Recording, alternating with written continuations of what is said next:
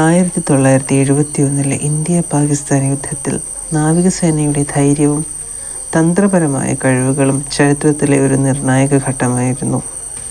കറാച്ചി തുറമുഖത്തെ ആക്രമണം ഇന്ത്യയുടെ വിജയത്തിന് ഒരു വലിയ പങ്ക് വഹിച്ചു.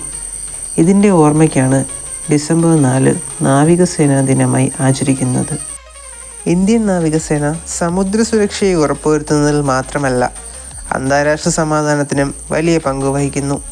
പൈറസി, കടലാക്രമണം, പ്രകൃതി ദുരന്തങ്ങൾ എന്നിവയിൽ ഇടപെടാൻ അവർ സജ്ജമാണ്.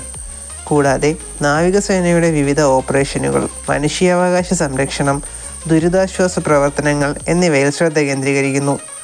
രാജ്യത്തിൻ്റെ സമുദ്രാതിർത്തി സംരക്ഷിക്കുന്നതിൽ നാവികസേനയുടെ പങ്ക് ഏവർക്കും അറിവുള്ളതാണല്ലോ. എന്നാൽ the father of Indian navy എന്നറിയപ്പെടുന്ന മഹാനായ ഒരു രാജാവിനെ കുറിച്ചും അദ്ദേഹത്തിൻ്റെ സംഭാവനകളെക്കുറിച്ചും എത്ര പേർക്കറിയാം? ഇന്ത്യൻ നാവികസേനയുടെ പിതാവ് എന്നറിയപ്പെടുന്നത് മറ്റാരുമല്ല, ഛത്രപതി ശിവജി മഹാരാജ്.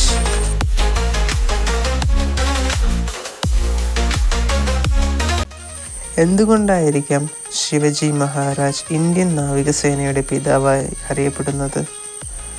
17ാം നൂറ്റാണ്ടിലെ മറാഠ ഭരണാധികാരിയായിരുന്ന ഛത്രപതി ശിവജി ശക്തവും സംഘടിതവുമായ ഒരു നാവികസേന സ്ഥാപിക്കുന്നതിൽ മുൻകൈയെടുത്തതിനാൽ ഇന്ത്യൻ നാവികസേനയുടെ പിതാവായി അംഗീകരിക്കപ്പെട്ടു.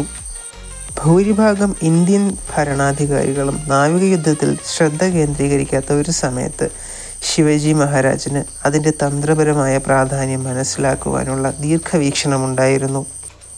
കടലുകളുടെ മേലുള്ള നിയന്ത്രണം, തീരദേശ അധിനിവേശങ്ങൾക്കെതിരെ ഒരു പ്രതിരോധ നേട്ടവും, പ്രദേശങ്ങൾ വികസിപ്പിക്കുന്നതിനും വ്യാപാര വഴികൾ സംരക്ഷിക്കുന്നതിലും ആക്രമണാത്മകമായ നേട്ടവും നൽകുമെന്ന് അദ്ദേഹം നേരത്തെ മനസ്സിലാക്കി.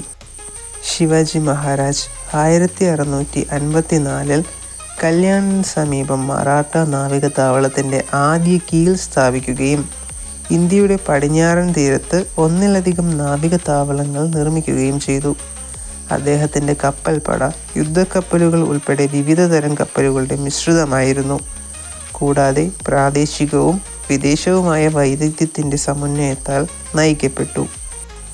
കടലിൽ ഗറില്ല യുദ്ധം, ശത്രു കപ്പലുകളിൽ കൈകോർത്ത യുദ്ധം, ചെറിയ സ്ക്വാഡ്രണുകളിൽ തൻ്റെ കപ്പൽ സേനയെ തന്ത്രപ്രധാനമായി സ്ഥാപിക്കുക തുടങ്ങി നൂതന നാവിക തന്ത്രങ്ങൾ അദ്ദേഹം ഉപയോഗിച്ചു.